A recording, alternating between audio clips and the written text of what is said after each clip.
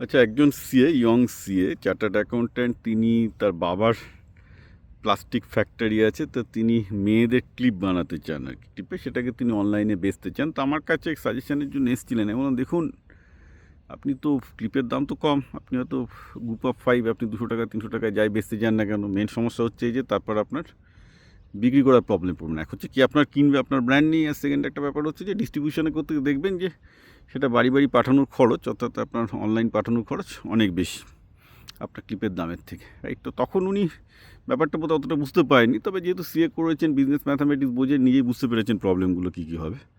তো বলছেন যে দাদা আপনি তো ঠিকই বলেছেন, এ তো বাড়ি বাড়ি ডেলিভারি করার চার্জই খুব বেশি হয়ে যাবে, তাহলে আমি কী করবো? দেখুন, এখানেই তো আপনাকে অল্টারনেটিভ ভাবতে হবে।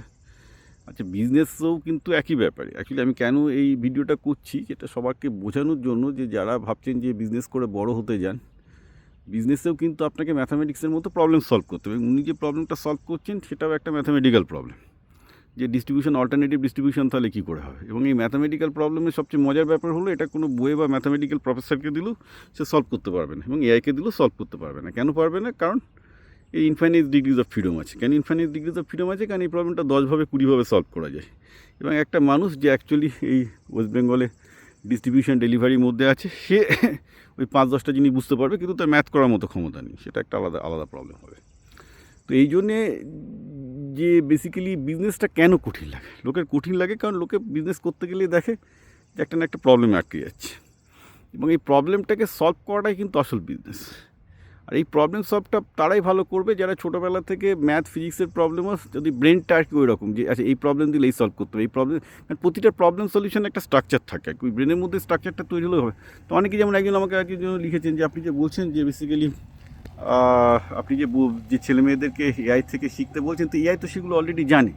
এআই যেগুলো জানে সেগুলো আমাদের ছেলে মেয়েদের জেনে কী হবে? প্রশ্নটা আমাকে করেছেন, খুব ভালো প্রশ্ন actually, and he is very right. যে এআই তো সব কিছু জানে, এআই সব কিছু যেহেতু জানে, যে তাহলে আমাদের ছেলে মেয়েদের শিখে কী হবে? যে এআইয়ের কাছ থেকে তো একই ব্যাপার, মানে একদম ঠিক। কিন্তু এই যে ধরুন, এই যে ভদ্রলোককে যে ম্যাথামেটিক্যাল প্রবলেমটা এখন সলভ করতে হবে, যে কীভাবে ডিস্ট্রিবিউশন হবে, তার কাছে 10টা জিনিস আছে, সেই নলেজগুলো তো এআইয়ের কাছে নেই।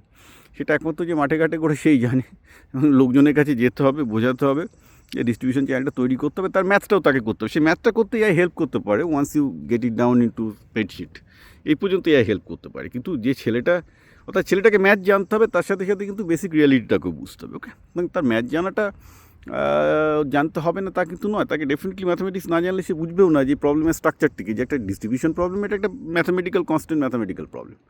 তো এই কনস্ট্যান্ট ম্যাথামেটিক্যাল প্রবলেমটা সে তখনই সলভ করতে পারবে যখন তার এই ম্যাথামেটিক্সটাও সে জানবে, প্লাস তার সাথে সাথে সে এটাও জানবে যে কী করে প্রবলেমটা ঠিকঠাকভাবে সলভ করা যায়। সুতরাং একটা জিনিস সবাইকে খেয়াল রাখতে হবে, যে বেসিক্যালি ম্যাথামেটিক্স, ফিজিক্স বা কেমিস্ট্রি শিখে আমরা যেটা বলছি একটা বাচ্চা কিছু হবে না, কারণ এআই সব কিছু জানে, এটা কিন্তু একদমই ঠিক নয়। হ্যাঁ, এটা করে আগে যে সে একটা টিউশনির চাকরি পেতো, স্কুলের টিচারের চাকরি পেতো, বা ইঞ্জিনিয়ারের চাকরি পেতো, সেটা হয়তো হবে না, লেটস অ্যাডমিট দ্যাট, সেটা হয়তো হবে না, সে প্রথাগত চাকরিগুলো থাকবে না। কিন্তু একটা লোককে যদি এখন বিজনেস করতে হয়, বা বিজনেসের মতো কোনো কাজ করতে হয়, যেটা কাজ তো মানে সে বিজনেসই কাজ হয়, তার কিন্তু একটা ওভারঅল নলেজ সবসময় দরকার হবে। সে ম্যাথ সায়েন্স বলুন, ওভারঅল নলেজ ছাড়া কিন্তু অ্যাকচুয়াল কিছু হয় না।